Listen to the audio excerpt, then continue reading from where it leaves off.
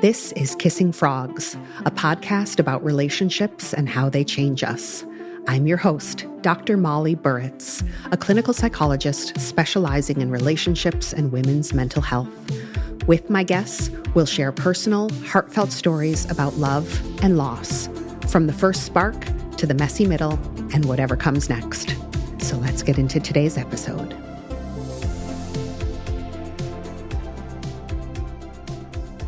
So I know my wellness girlies out there are going to be over the moon at today's guest, who is none other than the Organic Olivia. If you know, you know. She is really a thought leader in the wellness space. And what's super special about her is she's a really educated herbalist, and she combines herbalism with modern medicine and modern health insights to help people sort of like bridge tradition with evidence-based wellness. This episode is a little different because we're going to branch away this week from romantic relationships, and we're going to talk about her relationship with her mom, her complicated and beautiful relationship with her mom, who passed away recently. And Olivia has such beautiful, vulnerable insights that she shares about her mother. She's a singer and a songwriter. She just dropped her new EP. By the way, if you haven't listened to Wild Horses, you need to go look up Wild Horses on Spotify. Such a good song. So I know that you guys are going to glean a lot from this episode for those girlies out there that have complex relationships with our mothers and who doesn't. I present to you Olivia Amitrano. Olivia, I'm so excited to have you on Kissing Frogs. I'm extremely honored to be on the show with you and that you're starting a show. The world needs your voice. The honor truly is mine, and I really mean that. The last time I had an in-depth conversation with you was on your podcast. Yes. And that really changed my life. And I really hold you in a special place because your impact on my life was huge. You raised a conversation that meant so much to me, that helped me see something about myself that I hadn't seen before, and really gave me, honestly, the confidence to think that this is something that I could do. I really feel that, God and the universe brought you to me, and you are so special to me for that reason. Oh, my angel. Thank you so much. I feel the same about you. It's that your episode kind of just reignited something in me and reminded me why these types of conversations are so healing. Yeah. You're able to hold such a space and go so deep with people and really witness women. And likewise, it is such a tumultuous time in my life, so much that I haven't even shared yet, but I am in the biggest year of change. And when you came over and we did the pod, I was in the midst of insanity. Like, I had no scaffolding, didn't know who I was, where I was going next. And just to have that grounding conversation with you and be like, oh, I'm going to be okay. There's someone here who understands and who walks women through this period of unknown. It was just magical. Yeah, I felt the same way. And it was a weird thing because I also was in such a moment where I had lost my scaffolding, and I'll talk about it more on the pod, but I had a major medical crisis that I found out about literally days before I was scheduled to go to New York and be on your show. I would have never known you were a rock star. Well, my heart was so open, and it landed in such a safe place with you. And so when I was thinking about, who do I really want to prioritize talking to in this conversation, talking about an important relationship that maybe had some pain and that we learned something from about ourselves, about love, about relationships, about the world. Yeah. You were just like top of mind to me. And I know that you're here to talk about a really special person, which is your mom. Yeah. Yeah. Yeah. So when you think about your mom right now, as we just start this discussion, what is the first image that comes to mind? I just think of like a wild woman, like smoking a cigarette and drinking a Diet Coke. That's my girl. I think I have I almost feel like that's her best, like her chaos and just her like vices and rawness and artistic side. And I think of her in that stage a lot. I didn't know her at that time. Like that was probably in her 20s, 30s and whatnot. She had me in her 40s.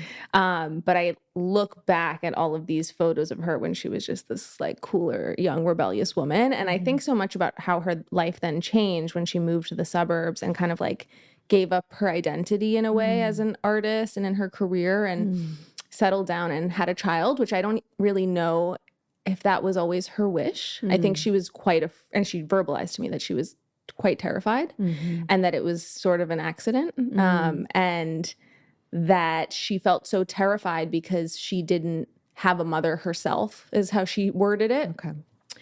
Because her relationship with her mother was so layered and so difficult. And she just felt like she was going to continue that with me.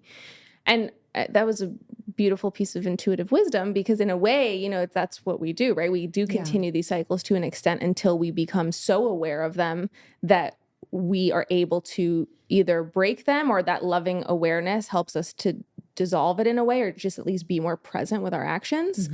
And yeah, it certainly did continue with me, but from where I'm sitting now, I have so much understanding and forgiveness.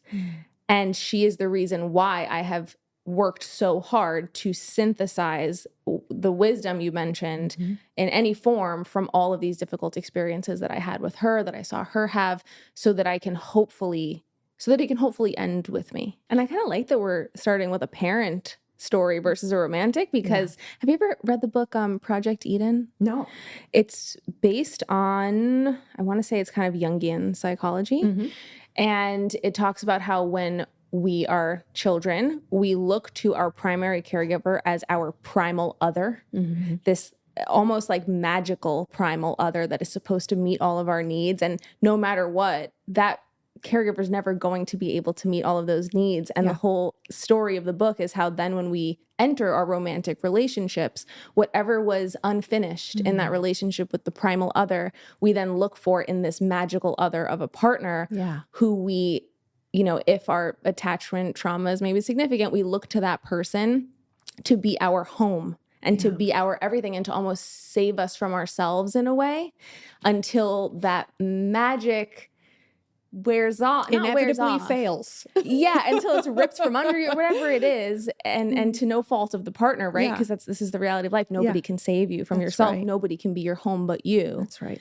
And it's this it's this story of coming of age kind of and realizing that. And some people maybe don't. Maybe some people will always look for that in somebody else, but I certainly, now that I'm aware of it and read that book, I'm trying to break that. So when I think about your mom and I imagine this wild woman with a cigarette and a Diet Coke, it's such a fun and sacred image. I just love that of her. And I imagine her like looking a little bit like you know. Oh, she had the hair. Okay. Oh, fabulous. Maybe we can start with you as a very young child.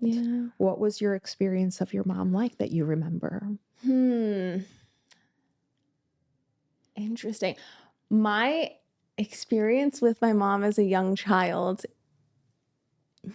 that's such an odd memory for me. I'm like trying to go back to it in feeling and I can't quite get there, but I can think of home movies maybe that I've seen. Yeah, you can look at it from the outside. I can look at it from the outside. I don't always know how present I was in my body as a child, and maybe that's why.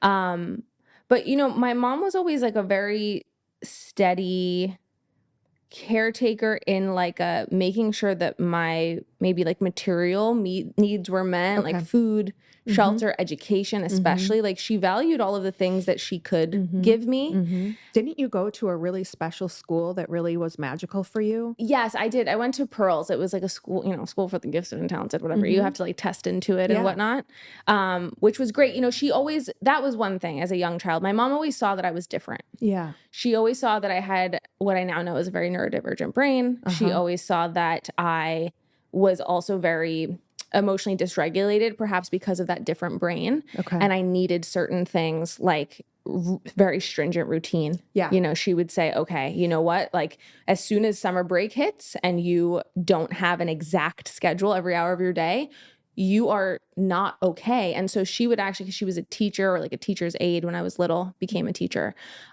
because she was off in the summers and she couldn't afford to send me to summer camp. She would just work at whatever summer camp she wanted me to go to so that I could go for free And then her paycheck would just go towards that or whatever it was so that I could have that routine. Yeah. So in one way, she was this insanely fierce provider. Yeah.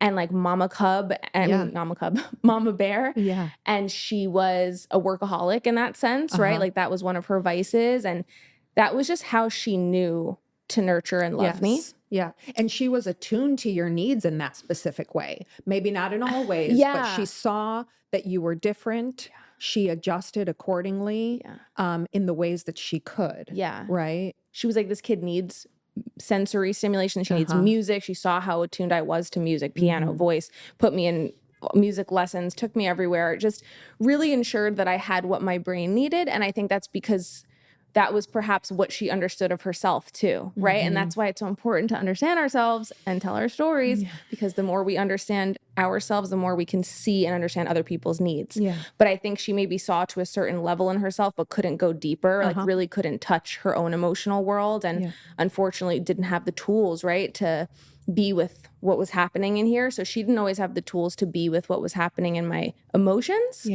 and to maybe meet and witness me there.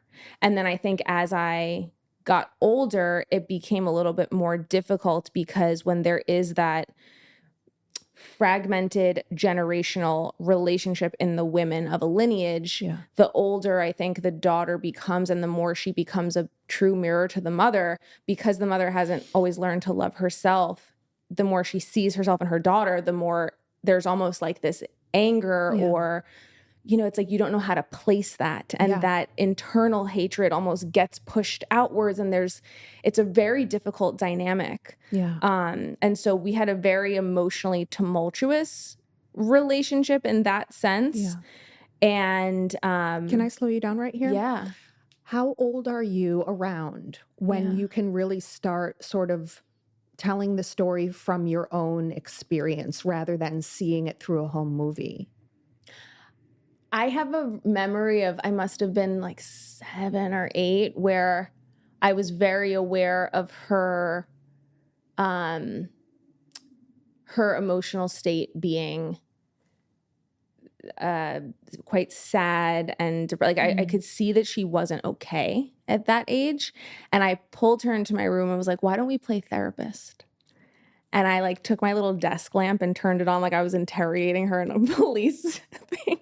Oh my and gosh, I Olivia. like had a fake computer and was like, tell me how you're feeling. Olivia. And unfortunately she told me the truth.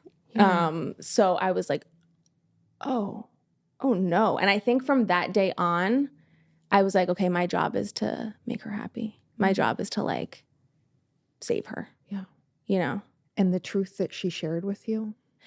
Was that she was very depressed and not okay. And I kind of was like, wait, what do you mean? Because I almost wanted her to tell me in that playtime that she was okay. Yeah. Because I was looking for her to be like, I'm fine, blah, blah, blah. To reassure you. And she said whatever she said. And I was like, wait, what? And then she realized my response to it and how emotionally aware I was and was like, oh, I'm just kidding.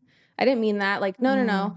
But she tried to course correct. She did. And I think maybe she just didn't like have anyone else to tell. So she was telling me, right? And telling her daughter. And I think that there was in many ways that dynamic where I was a little bit of the mother to her at times. And like she almost looked to me, especially as she got older and sicker and all the things.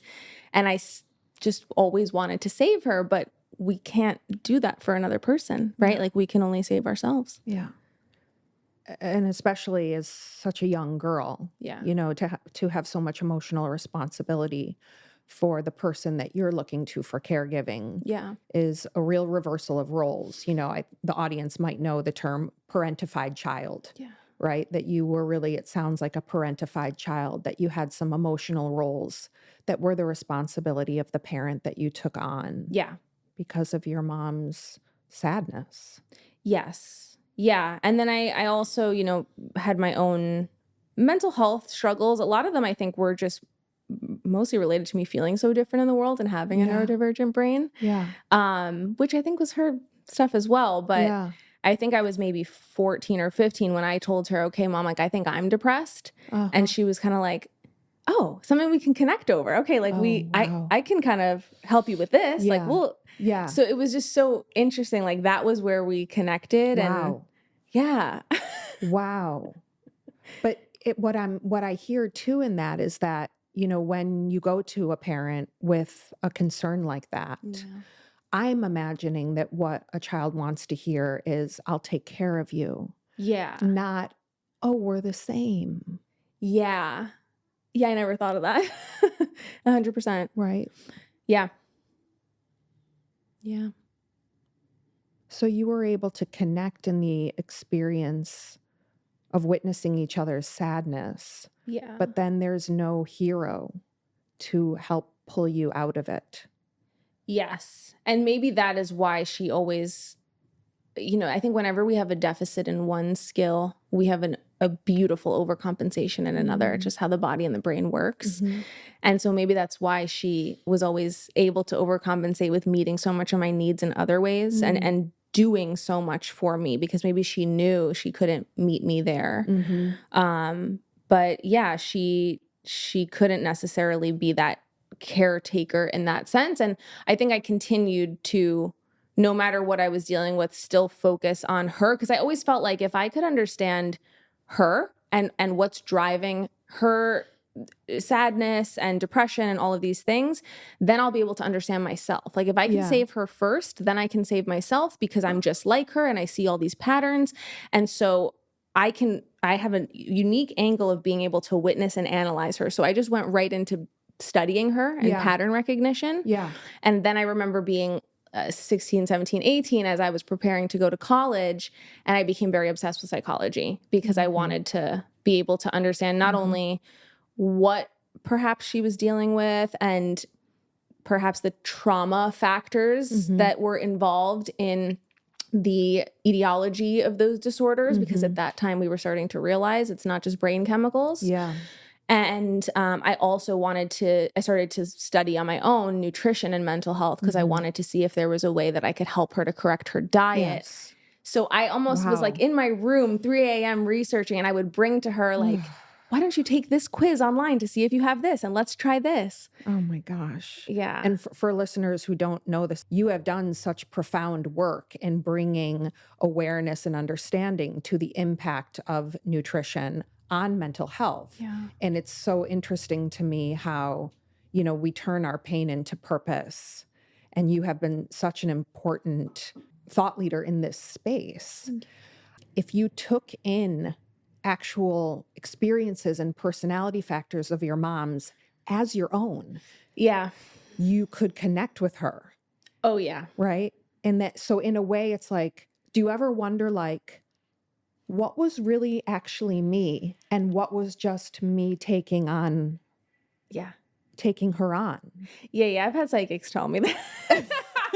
My friends always joke that I like to see psychics just as much as I like to see doctors. And they're like, make sure you still see a doctor. But no, I had this one woman tell me, like, you're actually not like a depressed person. Yeah. That was you living with a depressed person. And yes, taking on some of those things to be able to connect, to be able to understand all of these things. But you yourself are very different. And I think I've spent a lot of the last however many years trying to individuate in that sense and differentiate. But I think it was extra hard because it was pulling the caregiver part out as well. And then she got sick. Yeah. She had very early onset Alzheimer's. And so it was odd because we jumped from having this very tumultuous relationship, because in between, me trying to figure out and help her with her mental health and all the things, there was also obviously mental health issues and episodes and intense fighting and conflict and a lot of chaos in the home. Okay. Between me and both of my parents. Okay. It was very tough. Can we rest there a little bit in that? Sure. Take me back to your teenage perspective. What would teenage Olivia say about why there was conflict in the home? Teenage Olivia would say that my mom was the problem. I think I kind of went straight to, because I wanted to fix her, but I was angry at her, right? Yeah, of course. So I think I kind of was like, well, she's just like the problem, the bad one, whatever, not realizing that my dad had quite a role in everything as well. And now as an adult, I see it so clearly and I'm like, oh, wow, I understand relationship dynamics now very differently and what can happen when maybe someone is being reactive as well. Yeah. So you saw her in psychology. We have a term that the identified patient. Yeah. That's the person that we identify as the one in the family system that has the problem.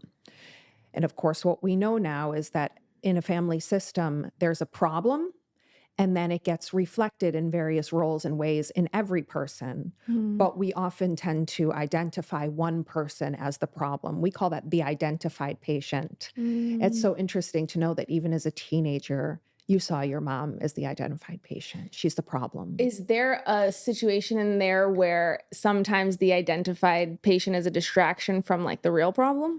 That's always the case. Oh, I got it. Yeah. Okay. So you know. Yeah. So, sometimes the problem is something much more global, like substance abuse in the family or another form of abuse in the family. Yeah. And someone else is having a reaction to this problem that makes them look like they are the problem. Exactly. And I did not realize that whatsoever. Of course. Until I was in my late 20s. Okay. And that was another just world's view that was shattered when I realized. And okay.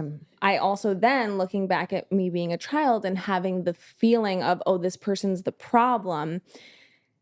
I know that actually deep down in my body, I knew she wasn't, right? Because I, as we know, from age 7, was actually trying to help her.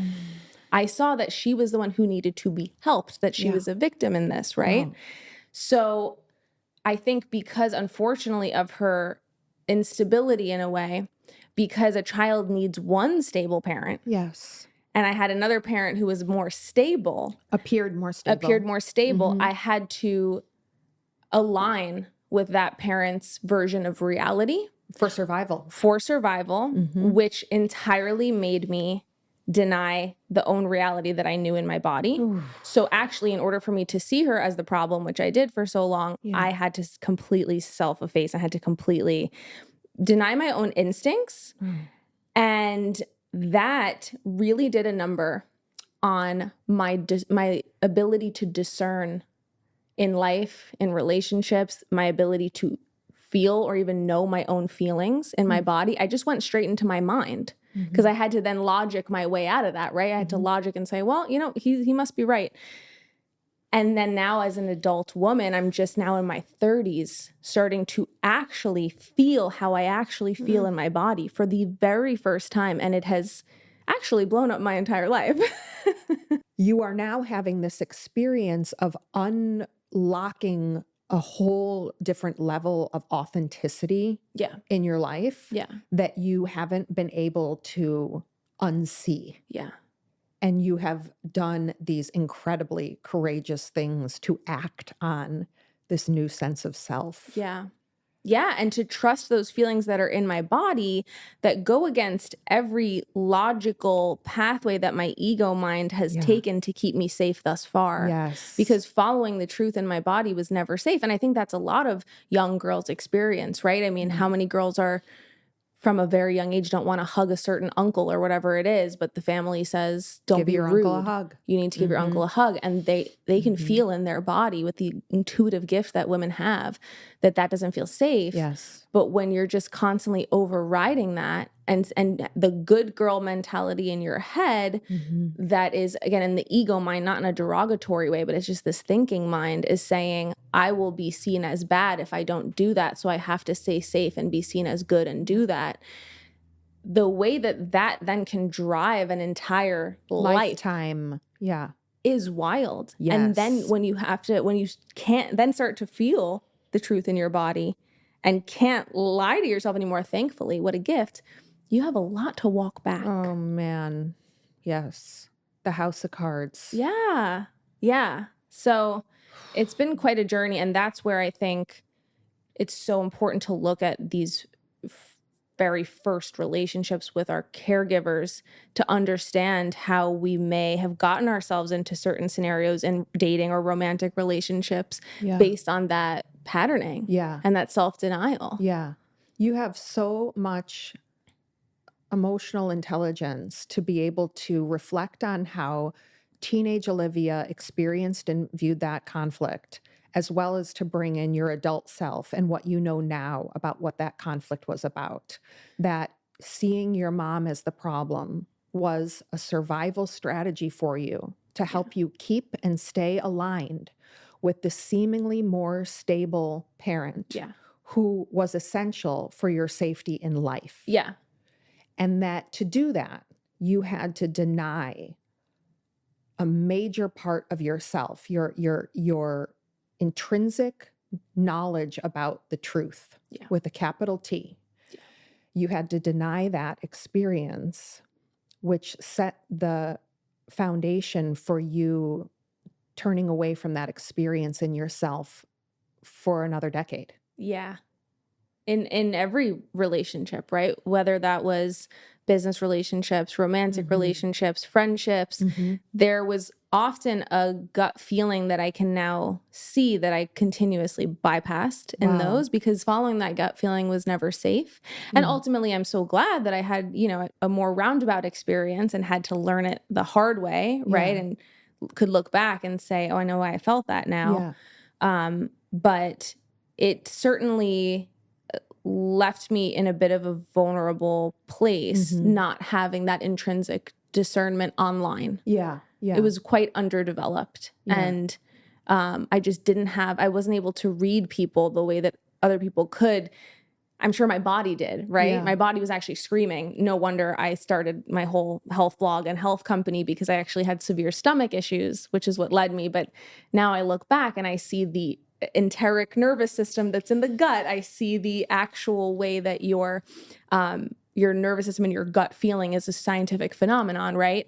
And that so much of those stomach issues were me just denying my own body and my own feelings. Yes. Yeah. Is there an example you can think of, maybe something from business even, where you're like, I know now that I made that decision, that wrong decision, because I wasn't listening to what I knew to be true? You know what's so funny? It's like, the good news is there's no wrong decisions. That's what's so beautiful about this whole thing, is because I wouldn't actually ever trade the route that I took to get here. I wouldn't trade the life that I built to get here. I wouldn't trade any of those business decisions that were maybe not aligned for me now, but at that time I needed, and also led to a lot of beauty. Yeah. So the reason I preface this with that is because actually now, as an adult who's in touch with my very sensitive body and brain, interestingly, being like an influencer and posting online is the scariest and most stressful thing for me. And would have ultimately, like, if I was actually in touch with how much it tore me up and made me so nervous to be seen like that and to be that vulnerable and whatever, I would have never done it, right? If I actually followed that gut instinct all along. But because I was bypassing it and using, I was letting my mind lead me and say, well, actually, this would not only be good for other people to hear your story, you have to share this information, you have to get this out there, but also this will be great. It'll be a great step for your business. We can do this. We can save ourselves. We can get out of our home. We can make, we can have financial freedom if we do this. Yeah. There were all these mind things driving me to be as public as I was. But now, like, that's why I don't really post anymore, especially at this moment. I'm figuring out what that looks like, because now that I'm in touch with my body, it actually kind of feels wild to put my life on the internet and get opinions and validation that I now don't really need necessarily from other people. And I didn't even know that some of that was why I was doing it, right? I don't think that was my driving factor, but now it's something that I'm so clearly almost allergic to. Yeah. So your answer to my question is, my entire career. I'm actually not a person that can be public and post things and share such deep things of my life and know that they're out there. That's not me. Yeah. But I'm so glad that I did it. Thank God, because the amount of people that would message me and say, I'm going through the exact same thing. Yes. And the way that you described it, it's like you're in my mind. How are you here with me? And so the way that we were able to heal together, because I, again, overshared, I reflect so much on that now, it was the greatest blessing. I'm so glad that I did it. Yeah. But maybe now it's not aligned anymore. Yeah. And I know I've always been this person. I was just overriding it. And everything that you did then created the foundation and the truly the safety net for you to do things that are feeling what's most authentic and magnetic for you right now. Literally would not have the life that I have today without it. That's why there's zero wrong decisions. Like actually just acting and moving forward is all we have, because then we can just take data and information and pivot. But I'm so glad. And that's where it's like, I don't see my childhood and the trauma that I experienced as this like poor me kind of thing. I can understand that and empathize for the child that needed something different and that was really hurt by it. But I look back and I'm like, well, you know, that trauma allowed me to do what I did and start this business and do all these things. And I wouldn't have had that life otherwise. Yeah, absolutely. For people listening, there are no wrong decisions. No. And if you're thinking about your life with regret, all that means is that you haven't yet found out how that decision is truly for your greatest good in the long run. You know, it just means that it hasn't happened yet, but it's coming. It's absolutely coming. And sometimes it takes a long time to figure out why this seemingly wrong turn landed us exactly where we need to be, you know? Yeah. Can we talk a little bit, Olivia, you know,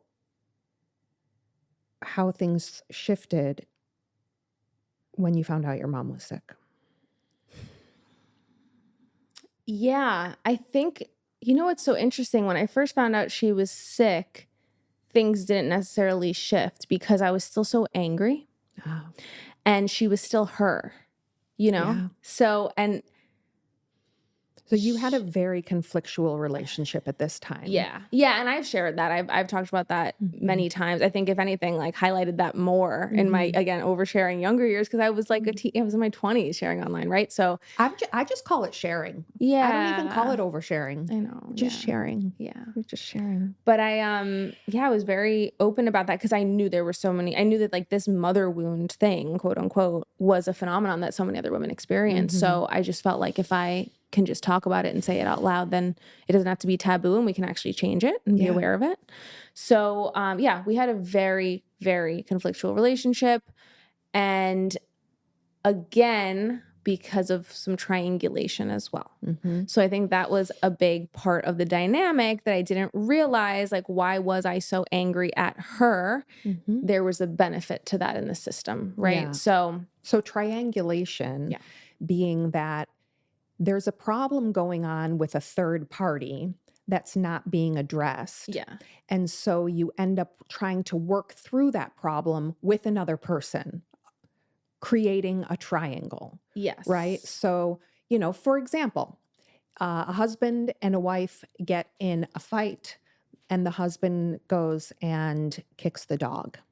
He's triangulating the dog in their relationship and making the problem between him and the dog. Yes. Rather than the problem is between he and his wife, right? Yes. That's a sort of simple and classic example of triangulation, but triangulation happens with people too, where there's a third person and the problem that's existing between those two people is not really coming out. And so it ends up getting expressed through another relationship. Yeah, exactly. And being an only child too, where it was just the three of us in the home was really tough. That's literally, that system is a triangle. Yeah. Yeah. So, I was still so angry with her. And there was also this feeling of like, she was getting increasingly maybe paranoid or angry or whatever it was because her brain was degenerating, right? She had a neurodegenerative disease.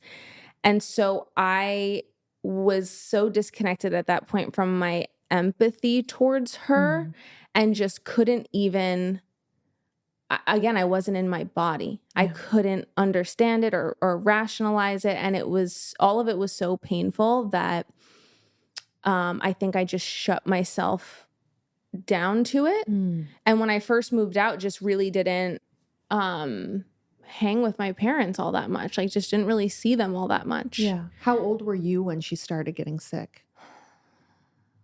It must have been right before I went to college. Maybe it was like when I was still in high school where it was the very early. It was more like she was getting into a lot of fender benders, losing her keys a lot, that kind of stuff. So it was very early stage diagnosis, but she did have to kind of stop working essentially at that time. And I would find like letters that she wrote herself on the computer that were like, I can feel something's going on with my brain. I can feel this is starting. I'm so scared. And she would also tell me, because again, we had these moments of like contention and fighting and like chaos in the home. And often she would be triggered by something else. And then she and I would fight.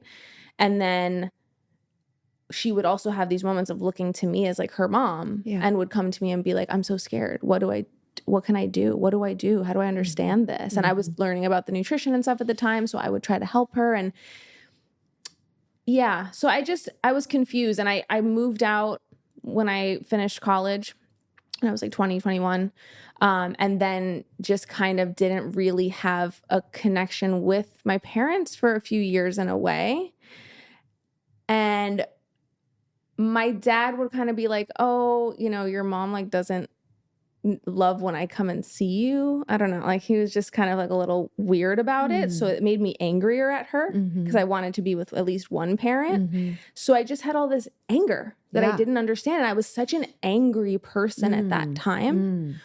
And then when I was 26-ish, 26, 27, my parents both got COVID. My mom's mental state was declining, continuing to get worse. It was to the point where she was going to work with my dad every day so he could kind of like watch her, but she still seemed a little normal. But once they got COVID, my mom was on a ventilator for like 3 weeks. And the most interesting thing happened, which is where my mom was in one hospital on the ventilator. My dad originally like was in one hospital, got discharged. I had to send him back. So he had to go to a different hospital by my house. So I was sort of like remotely managing their care because everything was on lockdown. I wasn't telling my dad that she was on a ventilator. I didn't want to stress him. And I had a call from a doctor one night who had said to me like, hey, I just want to let you know about your mom. You know, the ventilator's breathing for her at 100% now. We've tried to wean her for 3 days now and haven't been able to. So I just want to let you know she's probably going to die tonight. And by the way, I heard your dad's in the ICU at another hospital and he could also die. Damn, like that sucks. Sorry. The way that this doctor said it was insane. And I was like, oh, okay. And they were like, you really should just kind of like say your prayers and your goodbyes tonight.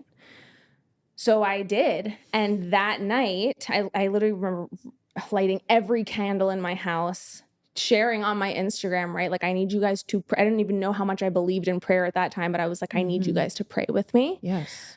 And I sat there and I wailed in this primal way that I had never accessed before in my entire life. It was a guttural body for the first time, scream and cry. As you did that, my stomach. Did you hear that? That was crazy. We're co-regulating. You're feeling the experience that I felt. I am. And I cried and screamed. And I, for the first time, so desperately wanted her to stay and wanted her to live and was like, I need you to live and I love you. And in that moment. Did you say that out loud? Yes. Oh my God. Screaming, wailing, saying it out loud. In that moment, I'm telling you, every ounce of anger that I had towards her was flushed from my body. It was like an entire life reset. It was the greatest gift I ever received. I will always say this. And I just wasn't angry anymore. I just wasn't angry because I got to say out loud, I want her to live and nothing else really matters. And almost losing her was the greatest gift because not only did she not wake up the next morning, but the next morning I woke up and they called me and said, we weaned her to 70%. I don't know what happened, but she's like on the mend. So not only did she survive and I got 5 more years with her, but I got 5 more years with her as a person who forgave her. I got to be on earth with my mother without being angry at her because that was her whole thing, is that she never forgave her mother, which is why all of this continued. And to the day that she died, she was angry with her mother. And that only hurt her. Yes. So I got this gift to be free of that. And when she got better and when my dad got better, I brought him home to my house. She had to go to rehab for a while, like for months, actually. They wouldn't let her out because she wouldn't test negative. So we still couldn't see her for months and months. And during that time, I just kind of like, I almost became the leader in the family and was like, great, we're not doing this anymore. This is how it's going to go. We're taking care of mom. This is the most important thing in life. Family's the most important. We're not doing any of this anger, any of this weird dynamic anymore. We have to do what's right. And just like, it was wild. My whole life reorganized. And I feel like that is when I actually started to become a person. I feel like that was the first day of my life. 26 years old. Yeah. Wow. Yeah. Wow. You stepped into the true nature of who you really are. Into my heart. Into your heart. Yeah. Yes. Yeah. And from that place, Yeah. you found the authority Yes. and strength to lead when there had been no leader. Interestingly, right before, it's interesting that you mentioned leader, because right before they got sick with COVID, which was like February 2020, I think it was January 2020 that I had done a horse constellation therapy, which was the way that Matisse, who I did it with, I had her on the podcast. We did a whole episode about family constellations and horse constellations. And she explained how much a family suffers when there's no hierarchy and when people don't know their place in the family and when there is no leader. And I didn't know how much like the chaos I experienced as a child was because I was confused about that and couldn't trust my leaders, whatever. There was no adult in the room. There was no adult in the room. And so all of a sudden, like I became that adult. And interestingly, not only did I start to lead and take care of the family, but I also, I think from that day on, started to be able to take care of myself from a totally different place, from an inner mother place, where I was like, oh, I have a mom, it's me. Yeah. Great. This is how things are going to go now. Yeah. And I think up until then, I almost, even though I already had become an herbalist and had my company and my website and everything and was very focused on health and obviously taking care of my health, I think I was doing it up until that point from a place of almost like rebellion, where I was just like, I am going to do this. Yeah. I'm going to fight against my genetics. I'm going to fight against like this pattern that I'm clearly repeating. I'm going to fight against the system, the pharmaceutical, like whatever. I will conquer. I will win. I will. Yeah. Yes. It was such an inner teenager kind of way to go about it, which was great. You know, I was like, it was good for me to be a little bit anti-system at the time. Yeah. But it wasn't from a place of taking care of myself and loving myself. It was from a place of rebellion. And so that was the first day that like my inner mother came online. And I was like, oh, everyone's going to get taken care of now, but especially me. Yes. Yeah. Wow. Yeah. And that I see is when my current life as I knew it started to actually fall apart, was exactly then. Because I also woke up after that, after almost having lost both my parents, after almost, you know, the way that I was changed from forgiveness and the way that suddenly I was put in my body and my heart. Yeah. And I even looked at my business, which was doing really well at the time because everyone was interested in their health with COVID, right? And I was able to help a lot of people sharing the story of how I advocated for my parents. Here's how you call the hospital. Here's how you can talk to the charge nurse. It was great. But I also said at that time, I was like, okay, and when is it enough? Like now I've built this whole business. Do I really need like more sales? Like I think I'm good. I think I just want this to be sustainable. I just almost watched both of my parents die. I think I want to live a life. And I think I want to figure out what that life actually looks like to me instead of always running towards either fighting against something or running towards this magical thing that's going to save me and finally make me happy, which is success or the goalpost moving. It was just like I literally came online and was like, I'm not going to both run away or run towards anymore. I want to be here. Yes. And so what do I actually want in my business? Not going from an unconscious place. What do I actually want in my relationships?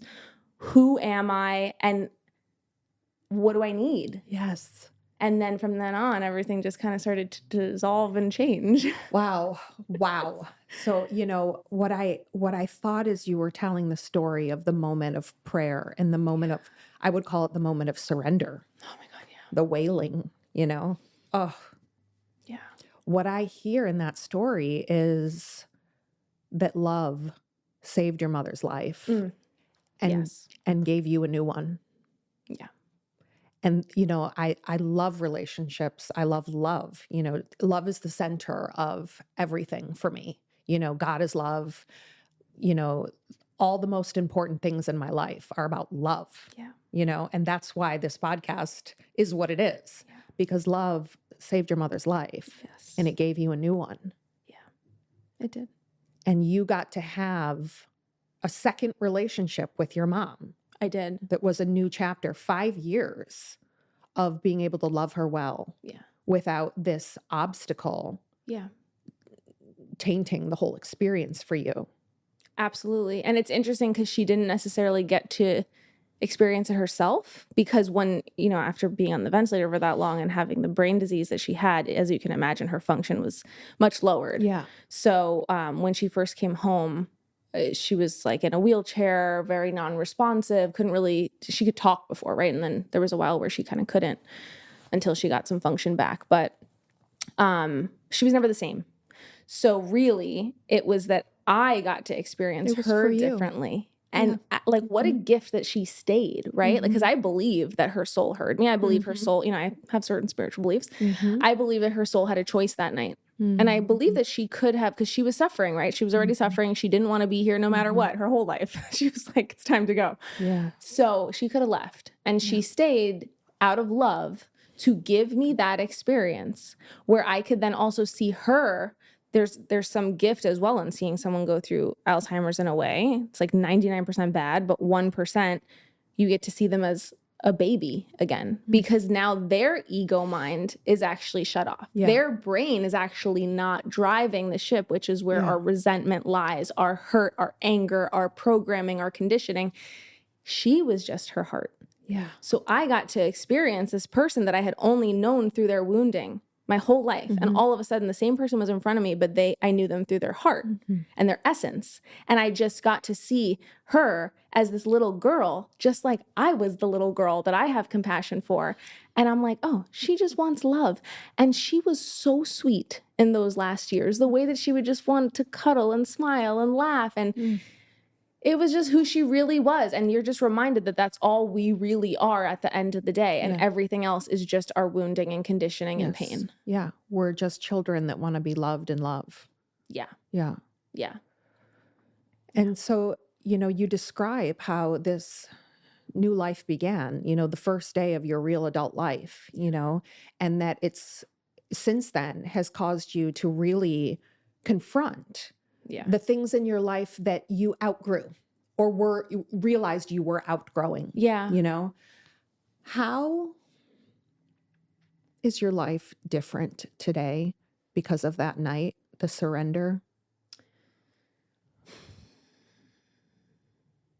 I think I no longer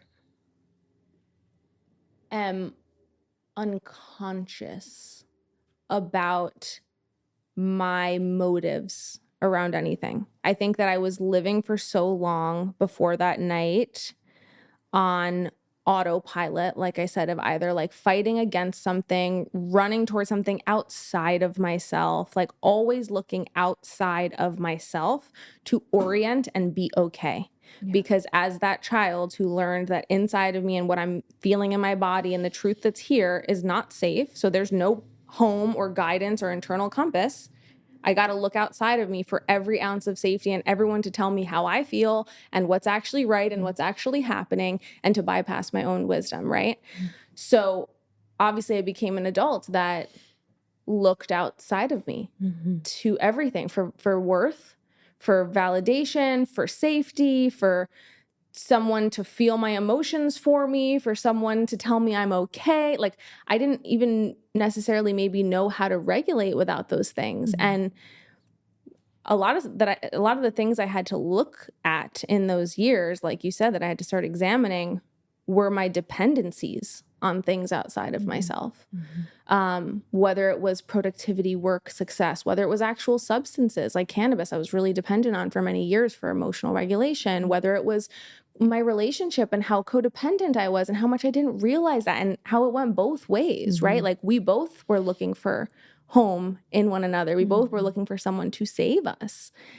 And I started to build an internal home inside of myself where I was okay no matter what happened, no matter if my success went away tomorrow, no matter if I was alone or not. And once you have that autonomy and that choice, because you're okay inside, so you have the choice to say yes or no to things instead of being driven by an unconscious force that decides for you, everything is different, because now you have the privilege and deep responsibility to choose. And that's what I think, last time I was here in LA, it was actually two trips ago. I was here in like September. It was right before my mom died. And I was sitting at the beach in Marina Del Rey, and I was looking at the water, and I was once again scream crying, which I've done a lot in these years. Finally, now that my heart is online, I had a lot of tears that I didn't shed for a very long time. Crying, I'm releasing, and I'm just like, why am I here? Can you just tell me why I'm here? I just need to know. And I turn around, and there's like this seaweed installation. I don't know, someone did it and they never got rid of it because it's really cool, where in huge letters, someone wrote choice in seaweed.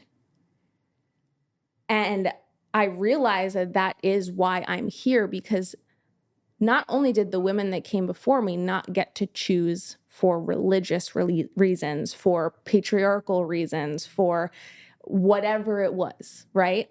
But they also didn't get to choose because they didn't have a home inside of themselves for which they felt like they could say no. Yeah. And I do. Yeah. And is it disruptive? Yes. Is my life a hot mess right now? Yes. Yes. But I get to choose. Yes. That's the answer. Why am I here? Yeah. You get to choose. Yeah. And to model that choice maybe for other women, because I do want to start sharing again, right? Like that's, oversharing or not. I live to do that. I love to use my experience to be able to help other people make meaning. And I think maybe it just is going to evolve, and perhaps I can show women that it's safe to have choice, and it's safe to listen to yourself, and that you do have an internal home and an internal compass, and it just takes time to build that. Yeah. Yeah. Well, you've done that for this woman in this past hour. Oh, you've already done it. You've done it. There's so much I'm taking from this conversation that is so valuable, what you bring, your wisdom, and you sharing your life experience for the world. I hope that everyone gets to hear more from Olivia, whether it's whatever creative expression that looks like. Yeah. It's so valuable. And I'm so grateful that you were here to tell your story. It's changed me. Oh, thank you so much. Thank you for creating a space where I can tell it, and that I can, go into these little tangents and whatnot. It's obviously, I think about these things a lot. Yeah. But it's because it's so painful not to. Yeah. Right? It's like what else do we do but seek to understand and share and heal together? Yeah. Where do you want the listeners to go to find you, to support you? Well, of course you can. I am an herbalist. That's how I got here. I have a health podcast, all the things. So you can go to organicolivia.com. I have like 30 plus formulas that I made along the way, healing my physical body. It's truly extraordinary. Thank you. But beautifully, in the last 2 years that I started to actually have my heart come back online and asked myself, who am I at my core, and what is it that I really want to share now? What story do I have to tell now? I returned to the gift that my mom gave me, which was music. And she, like I said, saw from a very young age that I was attached to a piano and constantly babbling and singing. And over the last year and a half or so, I went on this quest, took a break from my online life, went on this quest to learn how to write music. And started singing again. I was an opera singer as a kid. Now I sing R&B. And I released some songs last year. And this year I'm releasing a very large album. And that, if I could just give people one piece of advice to leave with, is that when you start to access, or when you even want to start accessing that internal voice that maybe you've been denying for so long, or you learn to shut down to stay safe, you have to find ways in, right? Like, and don't fault yourself when you can't just sit there and meditate and hear your intuition. Of course you can't. Your body's locked. So what are your ways into your body, right? And for one person that might be drawing, right? It might be sitting there. That's how I started, actually. I would sit there and I'd sketch a tree for like 8 hours, and I'd try to get as detailed as possible because I found that that level of presence and seeking to witness put me in my body for the first time. Yeah. Yes. And meditating didn't work for me because I was like anxious. I needed a different way. Yeah.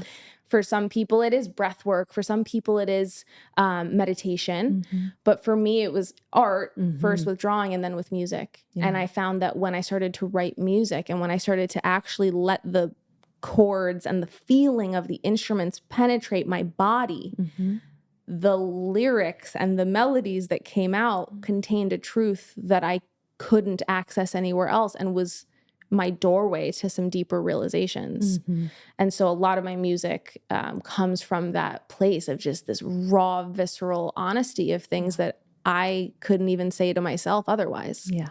So you can go listen to my music. It's o.livia. Yeah. And I'm on Spotify, Apple Music, anywhere music is found. And I really highly recommend that you do, because I grew up on 90s R&B, and it's my favorite kind of music. So the first concert I ever saw was Boyz II Men and Jodeci.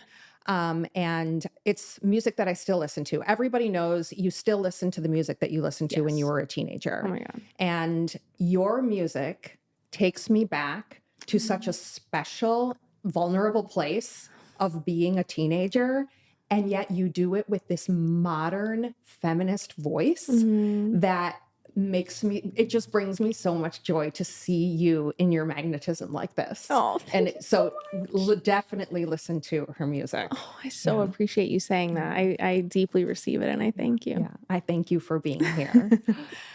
So thank you for listening. I am Dr. Molly Burritts. This is Kissing Frogs, and that's our time for today. Thank you so much for listening to today's episode of Kissing Frogs with Dr. Molly Burritts. I want to hear your thoughts on it, especially if you loved it. So please leave a comment on Spotify or rate and review the show on Apple. Don't forget to subscribe while you're there. And if you think that a friend would enjoy this podcast, please share the episode with them. That's the absolute best way to help the show grow. You can find me on socials at Kissing Frogs Pod and at Dr. Molly Burritts. That's DrMollybUrrets. See you next time.